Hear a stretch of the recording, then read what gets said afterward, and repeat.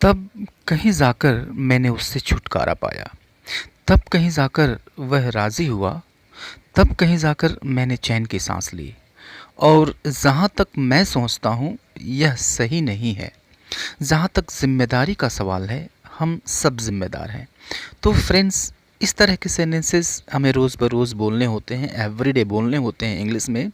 तो आइए इन दो तरह के स्ट्रक्चर्स को इंग्लिश में कैसे बोला जाए, कैसे ट्रांसलेट किया जाए, इस वीडियो में हम देखते हैं। तो आइए वीडियो को शुरू करते हैं। तो स्पष्ट रूप से यहाँ पे दो स्ट्रक्चर्स आपको बताए गए, दो स्ट्रक्चर्स मैं बताने जा रहा हूँ इस वीडियो में। तब कहीं जाकर मैंने उससे छुटकारा पाया, या फिर तब कहीं जाकर वह राज़ी हुआ। अब देखिए, इसमें जो कॉम्प्लेक्स फ्रेज़ है जिसमें हमको दिक्कत हो सकती है, वह है तब कहीं जाकर। अब इसको इंग्लिश में कैसे कहें? अगर इसकी इंग्लिश हम जानते हैं तो फिर इसको बोलना या फिर ट्रांसलेट करना, इसमें कोई प्रॉब्लम नहीं होगी। तो तब कहीं जाकर इसकी इंग्लिश होती है then at last. Then at last को आप सेंटेंस के शुरू में यूज़ कर लीजिए, जैसे कि यहाँ किया गया है, तब कहीं जाकर मैंने उससे छुटकारा पाया।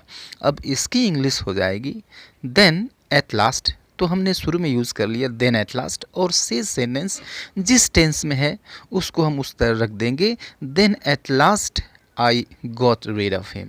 Then at last I got rid of him. तो get rid of something means किसी चीज़ से छुटकारा पाना, किसी व्यक्ति से छुटकारा पाना, get rid of। तो then at last I got rid of him। दूसरा सेंटेंस देखते हैं, तब कहीं जाकर वह राज़ी हुआ। अब इसका हो जाएगा then at last he agreed। then at last he agreed। और यह सेंटेंस तब कहीं जाकर मैंने चैन की सांस ली, यह आपके लिए मैं छोड़ देता हूँ। इसको ट्रांसलेट करें, कमेंट बॉक्स में कमेंट करें। और ये दूसरा जो स्ट्रक्चर है हम उसकी तरफ बढ़ते हैं। जहाँ तक मैं सोचता हूँ यह सही नहीं है, और जहाँ तक ज़िम्मेदारी का सवाल है, हम सब ज़िम्मेदार हैं। तो अब जहाँ तक की इंग्लिश होती है एज़ फॉर एज़ या फिर सो फॉर एज़। तो सो फार एज़ यूज़ कर लीजिए या फिर एज़ फॉर एज़ यूज़ कर लीजिए, नो प्रॉब्लम। इसके बाद आप सेंटेंस यूज़ कर लीजिए। तो कैसे करेंगे? देखिए, जहाँ तक मैं सोचता हूँ, तो जहाँ तक के साथ मैं सोचता हूँ यह लगा हुआ आया है, तो इसको हम साथ में रखेंगे। और जहाँ तक ज़िम्मेदारी का सवाल है, तो जहाँ तक के साथ ज़िम्मेदारी का सवाल है यह भी साथ में लगा हुआ है, तो इसको भी हम साथ में रखेंगे। और जो उसके बाद सेंटेंस बच जाता है उसको हम टेंस के अनुसार जैसे उसको रहना चाहिए वैसे हम रख देंगे। कैसे? देखते हैं। जहाँ तक मैं सोचता हूँ यह सही नहीं है, as for as I think it is not right. As for as I think it is not right. और जहाँ तक ज़िम्मेदारी का सवाल है, हम सब ज़िम्मेदार हैं।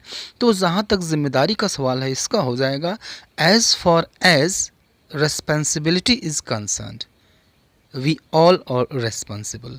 as far as responsibility is concerned, we all are responsible। और यह सेंटेंस मैं छोड़ देता हूँ आपके लिए, इसको ट्रांसलेट करें, कमेंट बॉक्स में कमेंट करें। See you later in the next video. Till then, goodbye and take care.